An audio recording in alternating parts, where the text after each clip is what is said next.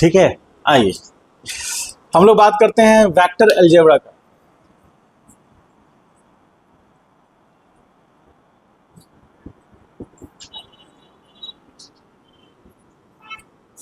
Heading दीजिए vector algebra.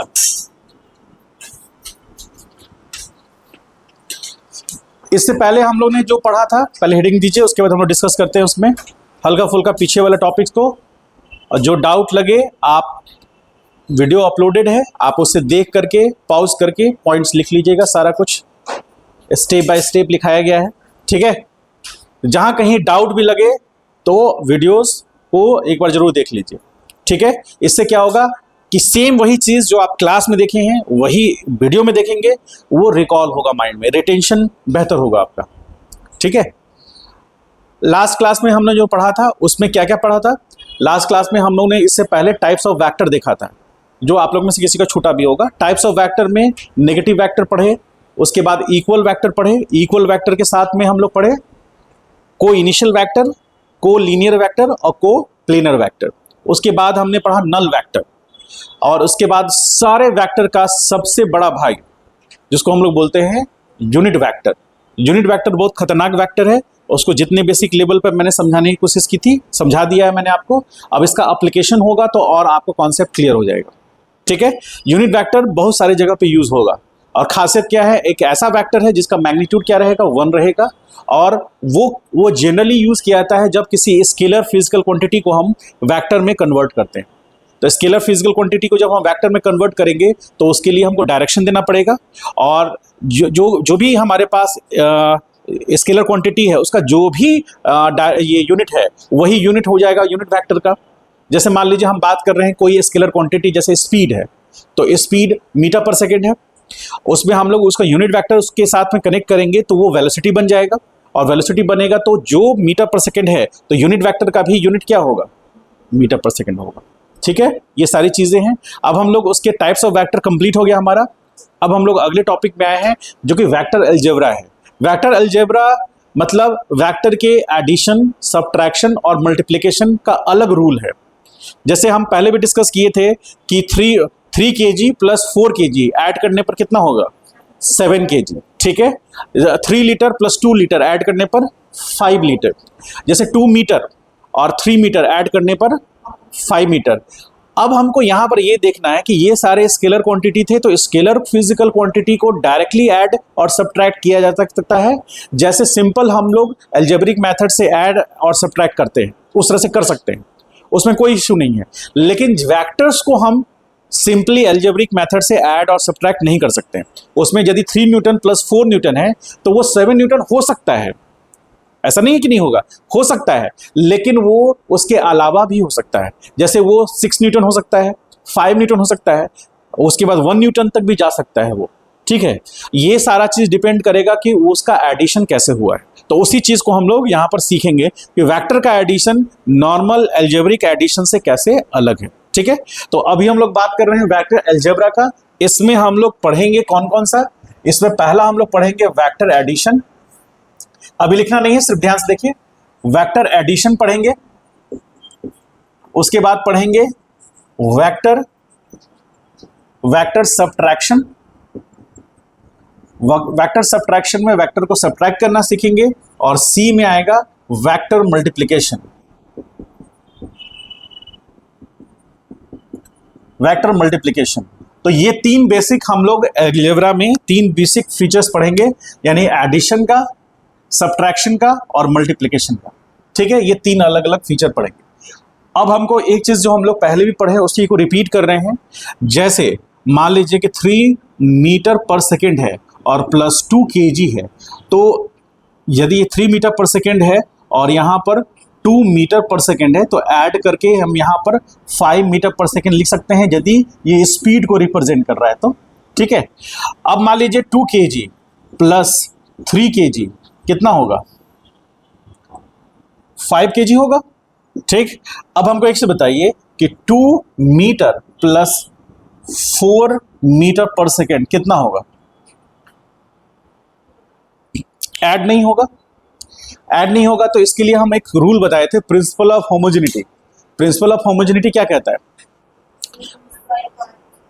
हाँ, same physical quantities ही addition में आएंगे या सब्ट्रैक्ट होंगे। तो यहाँ सेम फिजिकल क्वांटिटी तो है नहीं, इसलिए ना ऐड हो पाएगा ना सब्ट्रैक्ट हो पाएगा। जैसे मान लीजिए कि 2 नोटबुक है प्लस 3 नोटबुक है, ऐड होकर के 5 नोटबुक बन गया। तो उसी तरह मान लीजिए हमारे पास, मान लीजिए सपोज करें कि 3 एप्पल हैं प्लस 5 एप्पल हैं, ऐड होकर 8 एप्पल हो गया। यदि हमको ऐसा कुछ करना हो 3 एप्पल प्लस 2 लीटर दूध, तो उसको ऐड कर सकते हैं आप? नहीं कर सकते। अलग अलग फिजिकल क्वांटिटीज हैं, इसलिए उनको हम ऐड नहीं कर पाएंगे।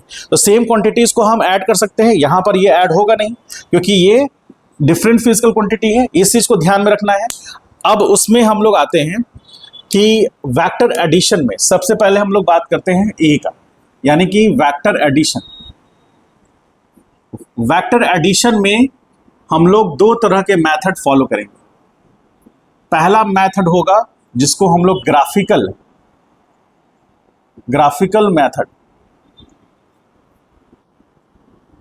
मेथड, सेकेंड होगा एनालिटिकल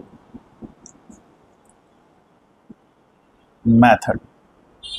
ठीक है, तो हम लोग पहले मेथड को फॉलो करते हैं, ये मेथड और ग्राफिकल मेथड। हम लोग फर्स्ट मेथड को फॉलो करके चलते हैं। फर्स्ट मेथड क्या है? Graphical method. ग्राफिकल मेथड में हम लोग आते हैं, उसमें हम लोग सबसे पहला जो होगा वो देखेंगे, उसका नाम होगा triangle law of vector addition. मतलब समझ पा रहे हैं इससे? कुछ बताइए। Triangle law of vector addition मतलब वेक्टर के एडिशन करने के जो रूल है उसमें एक रूल है ट्रायंगल लॉ। मतलब ट्रायंगल के लॉ के हिसाब से हम वेक्टर्स को कैसे ऐड करेंगे। इसके साथ कंडीशन क्या है? इसके साथ कंडीशन ध्यान रखना है कि only 2 vectors can be added. मतलब 2 वेक्टर ही सिर्फ क्या होंगे? ऐड होंगे। मतलब वेक्टर्स के एडिशन करने हैं, इस ट्रायंगल लॉ को यदि फॉलो करना है तो हम मैक्सिमम कितने वेक्टर्स को ऐड कर सकते हैं? 2 से अधिक वेक्टर्स को हम इस रूल के थ्रू ऐड नहीं कर सकते, उसके लिए दूसरा रूल फॉलो करें। तो पहला रूल में ये ध्यान में रखना है। प्रॉपर्टीज ऑफ वेक्टर याद है? प्रॉपर्टीज ऑफ वेक्टर याद है? बस उसको यहां पर यूज करेंगे। और जिनको प्रॉपर्टीज ऑफ वेक्टर याद नहीं है उसको रिवाइज कर लीजिएगा, अभी तो थोड़ा दिक्कत आएगा ही आपको। ठीक है, अब यहां पर देखिए क्या है हमारे पास। मान लीजिए सपोज करें कि एक वेक्टर ए है। ठीक है, ये एक वेक्टर ए है और एक वेक्टर मान लीजिए सपोज ये है बी। तो 2 वेक्टर हैं, इनको ऐड करना है। तो इसमें लॉ क्या कहता है, ध्यान से समझिएगा, फिर पॉइंट्स लिखाएंगे। लॉ क्या कहता है इसके अनुसार कि इसमें दोनों वेक्टर्स में से, क्योंकि 2 वेक्टर्स को ही ऐड कर सकता है, उससे ज्यादा वेक्टर की बात होगी नहीं यहाँ पर। इसमें से 2 वेक्टर में से किसी को भी आप फर्स्ट वेक्टर मान सकते हैं, किसी को भी मान सकते हैं। आप अपनी कन्वीनियंस से दोनों में किसी को भी फर्स्ट वेक्टर मान सकते हैं। सपोज हम एज्यूम कर रहे हैं इसको फर्स्ट वेक्टर, ठीक है, और इसको सेकेंड। तो रूल क्या कहता है कि फर्स्ट वेक्टर का हेड दूसरे सेकंड वाले वेक्टर की टेल से मैच करेगा। ठीक है, और मैच कराने समय हमको क्या ध्यान में रखना है कि vector should be placed parallelly so that its magnitude and direction will not change. समझ पाए इस बात को? तो वेक्टर को हमको पैरेलल इस तरह से शिफ्ट करना है कि उनका मैग्नीट्यूड डायरेक्शन चेंज ना हो। तो मान लीजिए ये ए वेक्टर अपनी जगह पर है, बी वेक्टर को हम इस तरह से शिफ्ट करके यहां ला दें ताकि ये बी वेक्टर का टेल पॉइंट यहां आ जाएगा, तो फर्स्ट वेक्टर के हेड से सेकंड का टेल आ जाएगा। तो यहां पर इस तरह से देखिए, ये हुआ कौन सा वेक्टर ए, और इसको हम पैरेलल ऐसे शिफ्ट कर रहे हैं, ऐसे पैरेलल शिफ्ट कर रहे हैं। तो पैरेलल शिफ्ट करेंगे तो ये बी वेक्टर होगा, ऐसे होगा क्या? अरे हाँ या ना बोलो। ठीक है, तो ये ए वेक्टर हमारा एज इट इज है और बी वेक्टर को पैरेलल शिफ्ट करके इस तरह से कि उसका जो टेल पॉइंट है ये इसके हेड से मैच कर जाए। ठीक है, इस तरह का अरेंजमेंट हो गया। तो इस अरेंजमेंट में क्या देख रहे हैं कि फर्स्ट वेक्टर का हेड दूसरे के टेल से मैच कर गया। तो अब हमको यहां पर एक रिजल्टेंट वेक्टर लेना होगा। जो रिजल्टेंट वेक्टर क्या रिप्रेजेंट करेगा?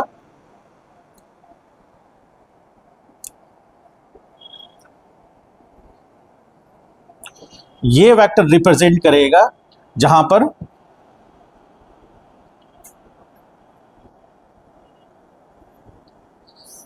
ये, इसको हम सी वेक्टर बोलेंगे, और सी वेक्टर क्यों क्या बोलेंगे, ये रिजल्टेंट वेक्टर होगा। रिजल्टेंट वेक्टर, रिजल्टेंट वेक्टर किसको कहते हैं? जैसे मान लीजिए सपोज करें कि मेरे पास 100 रुपीज है, मेरे एक फ्रेंड ने 50 रुपीज दिया और किसी एक दूसरे फ्रेंड ने 70 रुपीज मेरे से ले लिया, तो जो नेट वैल्यू आया वो कितना आया?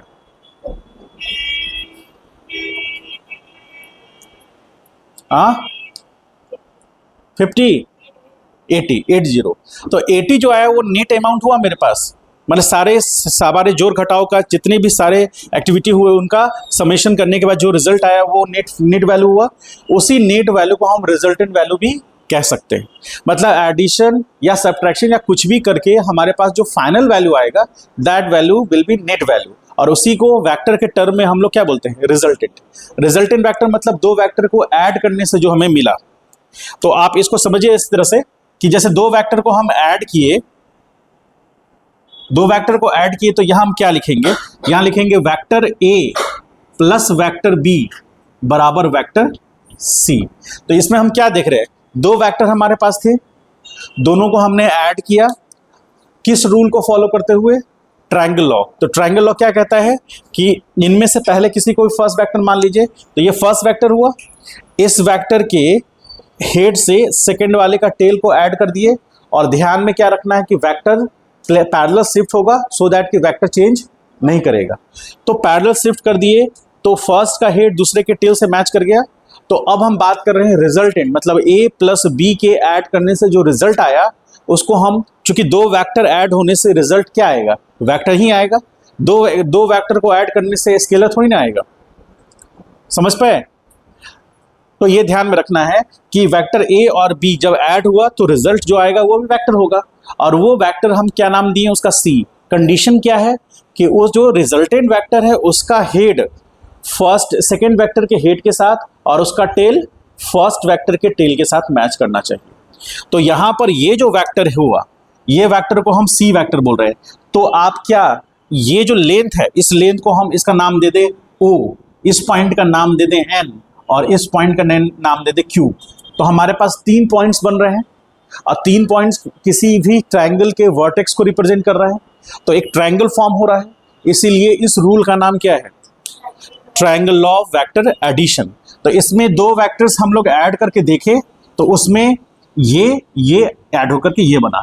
अब मान लीजिए हम सी वेक्टर का मैग्नीट्यूड की बात करें, मान लीजिए सी वेक्टर का मॉड, तो बराबर क्या लिख सकते हैं? बराबर लिख सकते हैं mod of vector A plus vector B. Vector A और बी को ऐड करने से जो उसका मॉड निकालेंगे, मैग्नीट्यूड निकालेंगे, वो सी वेक्टर का मैग्नीट्यूड होगा। और यहां पर सी वेक्टर का मैग्नीट्यूड लिखना हो तो हम लिख सकते हैं कितना? O Q. क्योंकि किसी वेक्टर का लेंथ जो होता है वो उसके मैग्नीट्यूड को रिप्रेजेंट करता है, तो ओ से क्यू जो लेंथ हुआ उस वेक्टर का, वही उसका मैग्नीट्यूड रिप्रेजेंट करेगा। यदि हमको वेक्टर ए का मैग्नीट्यूड लिखना होगा तो क्या लिखेंगे? बोलिए। ओ एन लिखेंगे। वेक्टर बी का मैग्नीट्यूड लिखना होगा तो एन क्यू लिखेंगे।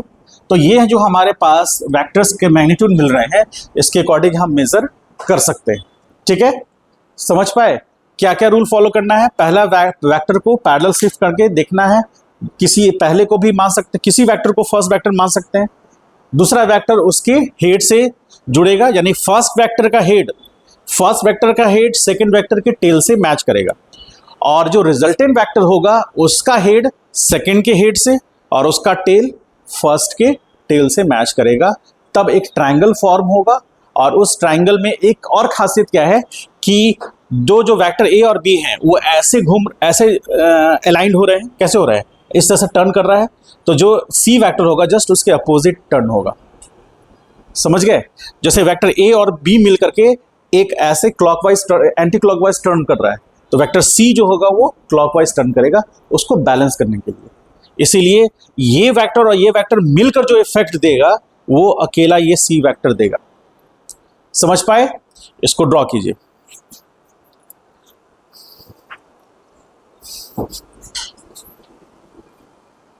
क्या हुआ? मन में कोई, चलिए देखिए यहां पर इस सिचुएशन में, यहां पे देखिए ध्यान से, इसको हम लोग क्या नाम दिए थे? ये वेक्टर ए था ना, ठीक है, ये वेक्टर ए था। अब लेंथ में कुछ इधर उधर हो सकता है, कोई दिक्कत नहीं, क्योंकि हाथ से ड्रॉ कर रहे हैं वेक्टर ए और ये वेक्टर बी। अब रिजल्टेंट वेक्टर जो है ये हमारा सी है, इसको हम सी वेक्टर नाम दे रहे हैं। और हमने कहा क्या कहा कि vector A plus vector B, क्योंकि वेक्टर एडिशन की बात कर रहे हैं, तो वेक्टर ए को बी के साथ ऐड करने पर जो रिजल्ट निकलेगा दैट इज वेक्टर सी। इसी को हम क्या नाम देते हैं? ये क्या नाम, इसका क्या नाम रहेगा? Resultant vector. तो रिजल्टेंट वेक्टर का मीनिंग क्या है? रिजल्टेंट वेक्टर का मीनिंग ये है कि ये दो वेक्टर मिलकर जो इफेक्ट देगा वो अकेला ये वेक्टर इफेक्ट देगा। समझ गए? तो जैसे हम आपको एग्जांपल लेके बहुत पहले भी बताए थे, ध्यान से याद करने की कोशिश कीजिए, उसी को आगे हम लोग यूज करने वाले हैं। जब हम लोग इसको आगे पैरेललोग्राम लॉ में आएंगे और उसके बाद एनालिटिकल मेथड निकालेंगे तो सारा चीज क्लियर हो जाएगी एकदम। तो जैसे मैंने आपको पहले बताया था कि मेरा कोई एक फ्रेंड है वो 4 न्यूटन से इधर खींच रहा है नेगेटिव एक्स एक्सिस में, और दूसरा फ्रेंड जो है वो 3 न्यूटन से इधर खींच रहा है नेगेटिव पॉजिटिव एक्स एक्सिस में। तो नेट जो फोर्स मेरे बॉडी पे लगेगा वो लगेगा नेगेटिव एक्स में 1 न्यूटन का, ठीक है। तो उस मेरे बॉडी पे जो नेगेटिव एक्स एक्सिस में 1 न्यूटन का फोर्स लग रहा है, ये रिजल्ट निकला है इसको और इसको ऐड करने से। तो वो जो रिजल्ट निकला है वो जो वही इफेक्ट दे रहा है दूसरे केस में जब मेरे बॉडी पे कोई फोर्स नहीं लग रहा है और सिर्फ 1 न्यूटन का इधर लग रहा है। तो मेरे बॉडी पर जो फोर्स का इफेक्ट आएगा वो वही होगा जब 4 न्यूटन का फोर्स और इधर 3 न्यूटन का फोर्स लग रहा है तब आएगा। पहला केस में क्या हो रहा है? 4 न्यूटन का फोर्स 3 न्यूटन का फोर्स लगा तो नेट इफेक्ट कितना आया? 1 न्यूटन नेगेटिव एक्स में। तो ये पहला केस हुआ। दूसरे केस में मेरे बॉडी पे कोई फोर्स नहीं लग रहा है, सिर्फ एक फोर्स लग रहा है नेगेटिव एक्स में 1 न्यूटन का। तो वो जो इफेक्ट आ रहा है पहले वाले केस में भी वही इफेक्ट आ रहा है। तो कहने का मतलब ये कि ये दोनों फोर्स मिलकर के जो इफेक्ट देगा वो अकेला ये भी दे सकता है, ठीक है। आगे इसको हम लोग देखेंगे भी और अच्छे से। तो ये रिजल्टेंट वेक्टर है, इट विल गिव, ऐसा लिखेंगे, it will give the same effect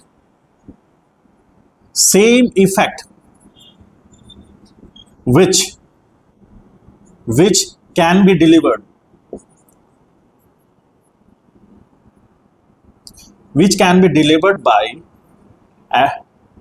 by addition of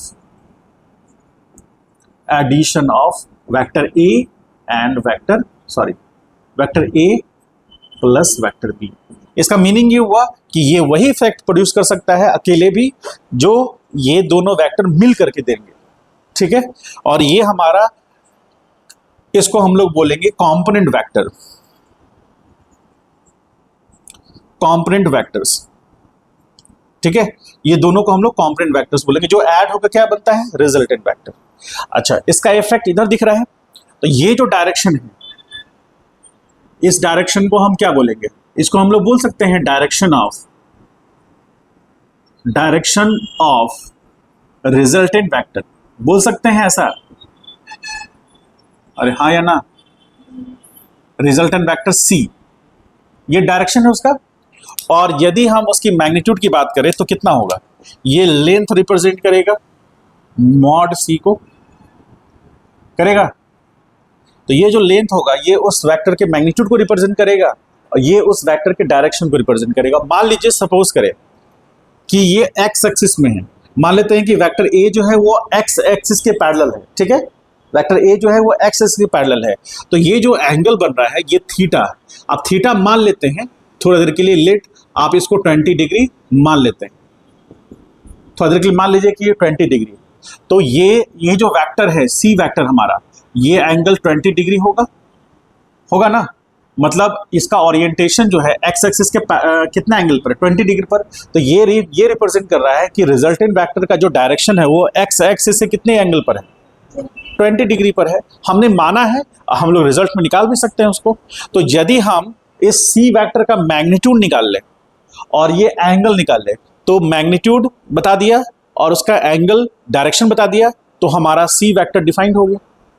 क्योंकि वेक्टर को डिफाइन करने के लिए दो मिनिमम चीजें चाहिए, एक तो उसका मैग्नीट्यूड चाहिए, दूसरा उसका डायरेक्शन चाहिए। डायरेक्शन उसका ओरिएंटेशन कहलाता है, वो एक्स एक्सिस के साथ या वाई एक्सिस के साथ या फिर किसी पर्टिकुलर एंगल, किसी वेक्टर के साथ कितना एंगल बनाता है, तो ये 20 डिग्री जो है, या तो हम कह सकते हैं कि एक्स एक्सिस के साथ बना रहा है, या 20 डिग्री वेक्टर ए के साथ एंगल बना रहा है, कह सकते हैं ना। तो हम ऐसा कह सकते हैं कि this angle is made by vector C with, क्या लिखेंगे, वेक्टर ए के साथ एंगल बना रहा है। समझ पाए इस बात को, क्लियर है। तो ये 2-3 चीजों को हमको ध्यान में रख के चलना है। अब एक छोटा सा एग्जांपल और देखते हैं। एक एग्जांपल देखिए, जैसे मान लीजिए कि एक वेक्टर ये, इस वेक्टर को हम वेक्टर पी नाम दे रहे हैं, ठीक है। ये वेक्टर पी का टेल पॉइंट हो गया। एक वेक्टर ये है, इस वेक्टर का नाम हम वेक्टर क्यू दे रहे हैं। अब हमको इसका रिजल्टेंट निकालना है। तो इनमें से दोनों में से किसी को भी हम फर्स्ट वेक्टर मान सकते हैं, हम लिखा दिए हैं पॉइंट। तो इसमें से मान लेते हैं, सपोज करें कि इसको हम फर्स्ट वेक्टर मान लेते हैं, इसको हम सेकंड वेक्टर मानेंगे। आपको देख के भी लग रहा है कि वेक्टर क्यू का मैग्नीट्यूड वेक्टर पी के मैग्नीट्यूड से ज्यादा होगा, क्योंकि लेंथ ज्यादा है, ठीक है। अब हम क्या कर रहे हैं, इनको शिफ्ट कर रहे हैं पैरेलली। तो फर्स्ट वेक्टर का हेड सेकंड के टेल से मैच करेगा। तो ये हमारा वेक्टर पी हो गया। अब ये यहां से ऐसे, तो ये हो गया वेक्टर क्यू हुआ। अब जो रिजल्टेंट वेक्टर है उसकी खासियत क्या है, रिजल्टेंट का खासियत क्या रहेगा, हाँ, तो सेकंड के हेड से उसका हेड मैच करेगा और फर्स्ट के टेल से उसका टेल मैच करेगा। तो ये यदि हम इसको ऐसे मिला दें तो ये होगा, इसको हम लोग नाम दे देते हैं आर वेक्टर, कोई भी तीसरा नाम दे सकते हैं। तो R vector is equal to vector P plus vector Q. तो ये जो आर वेक्टर का डायरेक्शन है, वो डायरेक्शन, ये जो डायरेक्शन है, इट इज, ये जो डायरेक्शन है वेक्टर पी और प्लस वेक्टर क्यू का जो डायरेक्शन होगा वो होगा। समझ गए, समझ पाए, क्लियर हुआ। और भी बहुत सारे क्वेश्चंस आते रहेंगे आपको इस तरह से। मान लीजिए कि एक वेक्टर ये है वेक्टर सी और ये एक वेक्टर है डी, आपको इसका रिजल्टेंट निकालना है। तो आप क्या करेंगे, इसको किसी को भी फर्स्ट वेक्टर मान सकते हैं। मान लीजिए इसी को आपने फर्स्ट मान लिया, इसको सेकंड मान लिया।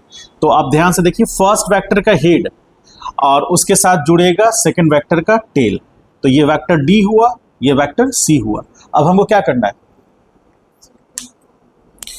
सेकेंड वेक्टर का हेड से फर्स्ट का हेड, वो रिजल्टेंट का हेड मैच करेगा। तो ये वेक्टर ई हो गया, ई बराबर vector C plus vector D. तो इसका टेल फर्स्ट के टेल से और उसका हेड सेकंड के हेड से मैच कर दिया। समझ गए इस बात को, राइट डाउन कर लीजिए। ये एग्जाम्पल फर्स्ट ले लीजिए, एग्जाम्पल 2 ले लीजिए। ये ट्रायंगल लॉ समाप्त हो गया। समझ पाए, पॉइंट्स भी लिखा दिए हैं, इसको अच्छे से रिवाइज कीजिएगा। आज इतना ही हम लोग कर सकते हैं। कल का क्लास बहुत इंपॉर्टेंट है, क्योंकि कल एनालिटिकल मेथड में हम लोग एंटर कर जाएंगे। क्या हुआ, तुम मुस्कुरा क्यों रही हो?